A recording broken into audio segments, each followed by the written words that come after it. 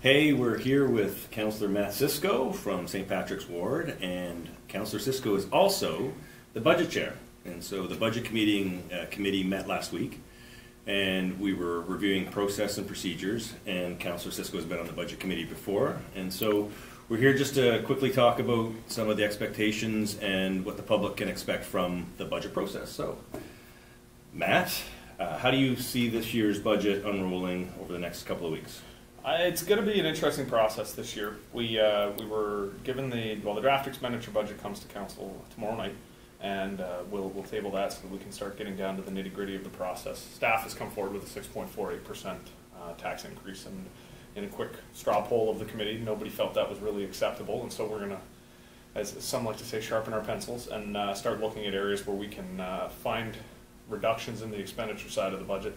We're currently waiting for staff to give us the actuals from last year, so how much the city actually spent as opposed to how much they budgeted spending. And we're trying to change the process a little bit this year and budget closer to what's actually being spent on different line items.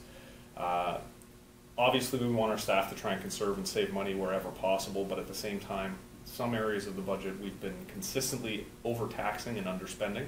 And my attitude's always been that if you're going to be spending people's money, you should do it effectively. When that money's not being spent, you should give it back. So that's, I think, a driving goal for everybody around the committee table right now. And so sitting around the committee, we have Councillor Mike Britton, we have Councillor Dave Haywood, Deputy Mayor, and Councillor Bill Phillips, and yourself, and myself. And Councillor Matt Harris. And Councillor Matt Harris. And so in terms of the meeting, what goes on in the meetings between now and when it gets to council? From this point forward, there's going to be a lot of presentations to us from different city departments. We'll have the Operations Commission and the departments that fall into that, like Transportation, Environmental Services, and Planning and Development Services, Parks, Recreation, and Culture. They'll come and speak to us on the corporate support side, the CAO's office. Finance will come and speak. We'll also hear from the outside commissions, like the Library Board and St. Catharines Transit.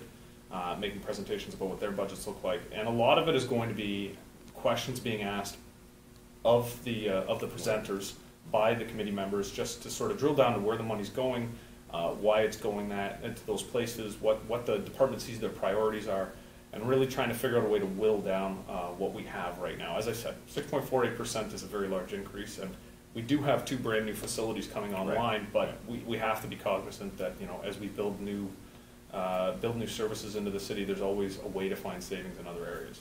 And from your past experience, when you get to talk to staff during the different budget presentations, do they go away and make adjustments and then bring it back for council approval? Like, how, at this stage of the game, how much impact could the budget committee have in this process? At this stage of the game, we can have a lot of impact. Obviously, when we give direction to staff, they go back, and our staff are excellent. Our senior staff, our senior management team are fantastic. They take what council and what the committee wants, and they try and bring it back to us in as close to what we've asked for as possible. So I have every faith that our senior staff will take the questions that we've asked and also the motions that we've passed to bring back a budget which meets what this committee is looking for. And at the end of the day, that's what we're going to pass through to council. And so just to touch briefly on the public side of the equation, where public can have input, how do you see that unfolding in the next couple of weeks? Well, I mean, there's going to be the traditional public meetings, and we've tried to make sure that we have one in the south end of the city, one in the north end of the city, to provide a little bit more geographical context this time around and make it easier for people to get out. We've also come to a decision to try something new this year with the inclusion of a telephone town hall. So basically it'll be a random call out to residents in the city, asking them to participate. They can stay on the line. The hope is, to call it to several thousand, if not tens of thousands of people, to request their feedback. They can stay on the line. They can listen to the budget committee as we talk about what the plans are for this year, the preliminary plans, ask for their feedback, ask for their questions, and then also be able to gauge their interests in certain areas which are going to come forward in terms of different priorities for city spending. And being able to collect that feedback is something we haven't been able to do in the past because of the methods we've used.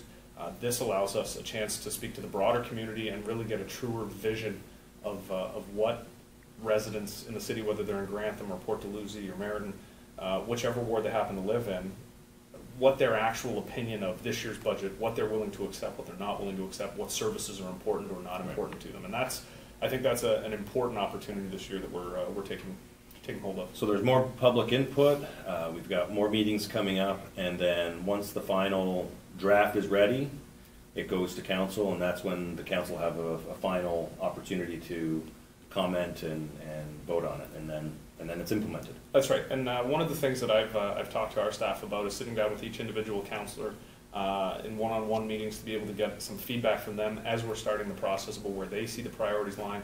But when it comes to that final council meeting, once the budget's presented, obviously the public has another opportunity to come and speak then.